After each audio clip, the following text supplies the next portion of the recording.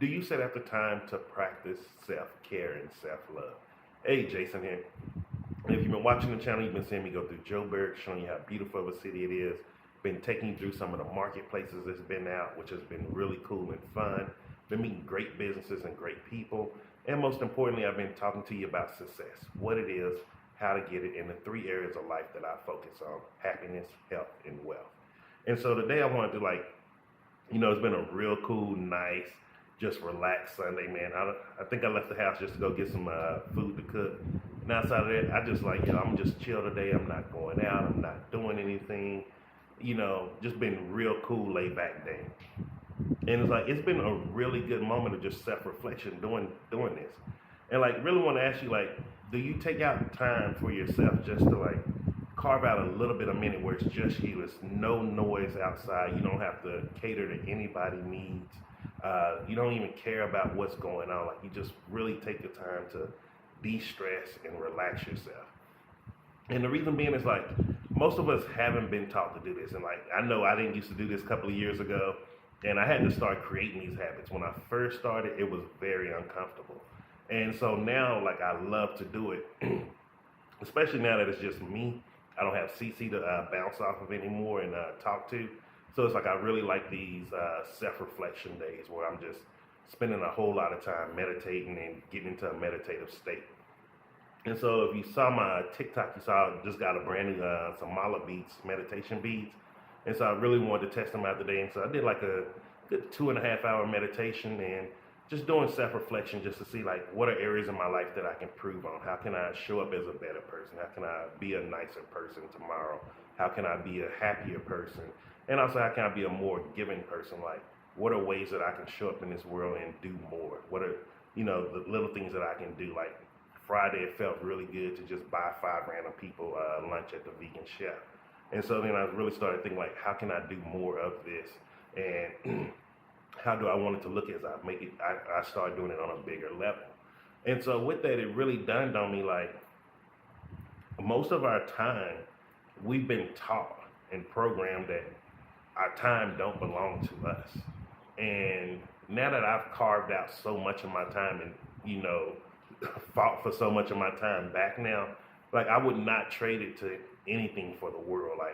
This is one of the reasons why I just do the brand management with social media. This is why I do the email marketing, things like this, where I'm working on my accord, because it's going back to a 9 to 5 for me, I can't do it. It's just spiritually, it would kill me.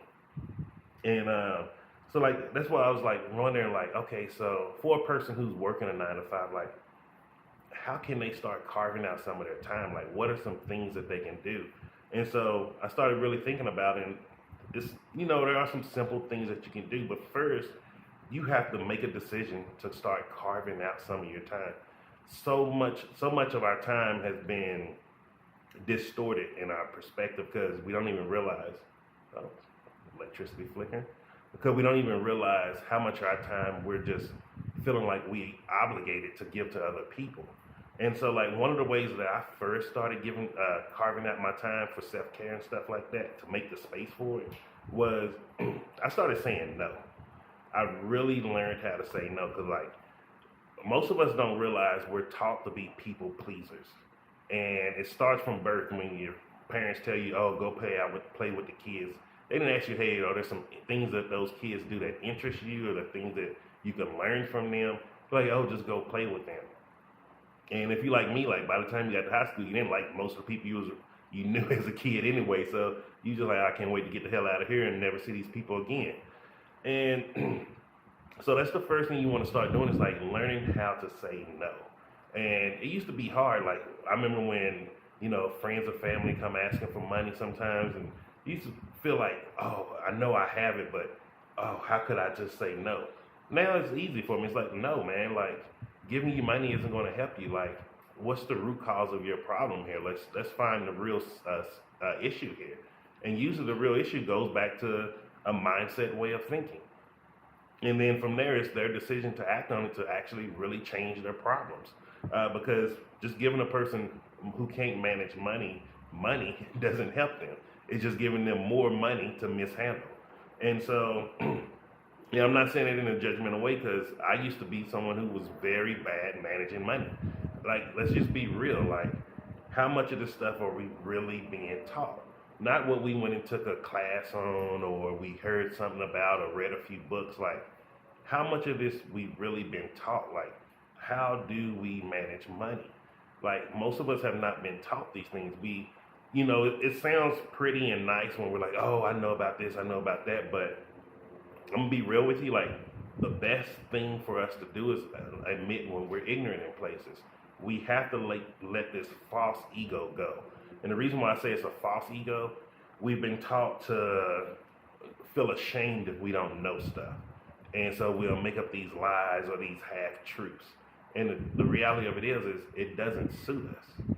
Like, if you really think about any time you're in an egoic place, when you're really ego driven, it's something to better your life. Like, this is how you see people who do weight loss transformations. This is these rags to riches stories. These are like these all these underdog stories that you see. It's when they're really focused on what they want to better themselves. They're in a true egoic state. And so you really want to learn how to say no, because once you learn how to say no, you'll start figuring out who your voice is inside your head. And then you'll learn, like, oh, let me just follow this voice and let these other voices that's telling me all these other things go away. And then the second thing you want to start doing is start clearing out more time and making this space for self-love and self-care is you need to write it in. Write out a time block. Like, when I first started doing it, I had a calendar. It was a 24-hour day calendar. And I would just write out 5 minutes to just go sit down, be still, and do nothing. I wouldn't watch TV. I wouldn't have my phone by me. I would do nothing but sit down and just be there for 5 minutes. Then from that 5-minute block, once I started getting consistent with it and I started wanting more time, I think I stretched it out to like 15 minutes, and then I put myself in, to make it a little bit more difficult, I would have to go outside. I was like, I want to spend 15 minutes just in nature. I don't care what's going on. I want to have my feet in the ground. So like, I used to go in my backyard. I would schedule 15 minutes, and I would have an alarm going, and I would just sit there barefooted in the ground, just grounding myself, getting closer to nature, listening to the sounds, hearing how the wind going through the trees, listening to whatever animals around. And then from there, I went to meditations. And so you would think, okay, so going from 15 minutes now, I'm probably going to like an hour meditation. No, I went to like 2 to 3 minute meditations, because sitting with yourself, just inside your mind, really trying to do self-reflection. 1 minute is a long time when you first start out, and until you start really learning how to close the chatter in your head to stop thinking so much. Because when you try to stop thinking, it makes you think more. And so you have to figure out the trick that works for you. And so I went to like 2 to 3 minute meditations, and then I went to like 10-minute meditations. And then from there, I started going into deeper meditation, where I started doing hour, 2 hour. I think the longest I've done is maybe a 4-hour meditation. And usually if I do like one that long, I'm like laying down, and I am going in and out of sleep sometimes. So it's not like I'm just in that meditative state the whole time. I'm going in and out of sleep. And then the third thing that you want to do after you start scheduling your time is you want to do it. Do it. Do it. Do it. Like, this is where most people fall short. They don't actually just do it. Whatever you say you're going to do, if it's setting out, just, hey, I'm going to just sit here for 5 minutes, whatever it is you're saying you're going to do it within that time. Like, you have to replace it with an action, because this is where most of us go wrong when we're trying to change habits. You can't just tell yourself, oh, this is a bad habit for me, I'm going to stop it. The body doesn't work that way. That's not how the human mind works. That's not how the human body works. To actually get the mind and body in agreement with a new habit, you have to change the bad habit with a brand new habit, and you have to do it each and every day on a consistent basis. And that's the key to actually changing out the habits. This is why most people struggle with yo-yo dieting. The problem is here's the problem. One, they don't realize what's the bad food they're cutting out. They're just going on a calorie restrictive diet, so they don't really know what they're doing, which is just lack of education and understanding of what health they're looking for. And so because that's already an issue, you don't have a good habit to change out whatever habit you're getting rid of. And so, like, just to give you an example how I was successful with so much weight loss and to keep it off. So for me, from my studies and seeing how my body was reacting through my research and self-analysis, eating any type of animal products was not good for me. They were keeping my body inflamed. It kept me in a sick state. And I saw that my body was producing a lot of mucus from eating those products. So because I saw animal products were bad for me, the habit I switched it out with was eating plant-based versions. And so you see how I switched one habit for another, and then I was eating it every day. I've done it every day. Because what I'm at about, maybe at 7.5 years now of eating plant-based lifestyle. So you see, like, this is why it's easy for me to just eat anywhere I go or modify meals to be able to make it suitable for me. It's because I've been doing this consistently for 7.5 years. Like, think about it. If you were eating my lifestyle for 7.5 years, it would be fairly easy for you. But if you're just starting out from day one, you don't know where to start. You don't have a roadmap of where to go. And so this is why doing it is so important. Because as you're doing it and as you're making mistakes and you're failing along the way, what you're really doing is creating a roadmap inside your mind. And what that roadmap does is what you don't see because you're in the midst of it. While let's say day 3 or 4, you make a mistake, so you fall off. You fall off again day 6, day 12, day 34, day 50 something. While you're seeing, oh man, I fell off here, your mind is just creating a map to success.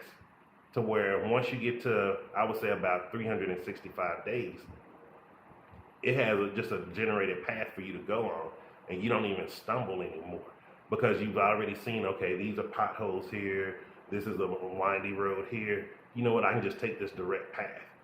And so that's where I'm at now because I'm at 7.5 years. I'm on a direct path, so it's very easy for me to eat no matter where I go compared to someone who's just starting out and they're a little confused. That's why, like, when people are like, man, you know all the restaurants to go to, all the places to buy stuff. And it's like, yeah, I just know how to find them because it's on my roadmap to where I can look in certain communities no matter what country I'm in. I can see, like, okay, this is a more health-centered community. Okay, this is an area I might find more imported vegan foods, if, like, it's not nothing local. And even when I was in Habarona, I was able to find Just Egg and other in abundance of vegan products in the frozen food sections of different places. And so that just shows you, like, the taking action part is very, very important because without that roadmap, you're not going to be able to keep it going. And remember, the mind and the body have to be in resonance. And what that resonance is when the roadmap is in the mind, the body automatically moves in that direction. And so hope you got some value from this. And also let me know if you like it filmed on this camera, because I'm doing a little bit of a different filming style, just checking it out. And also, I'm going to be real with you. Funny thing is, like, I was in such a chill mode today, I didn't even want to shoot a video. And like I say, hey, I committed to doing a video every single day, at least one video live. And that's what I'm doing. And, like, that's just showing you, like, it's not about doing what you love to do also. You just have to make a commitment to yourself and just tell yourself, like, yo, I really want this goal. And then you're going to get exactly what you want because you're doing it each and every day. So have a great day, have a great Sunday, and I will see you tomorrow.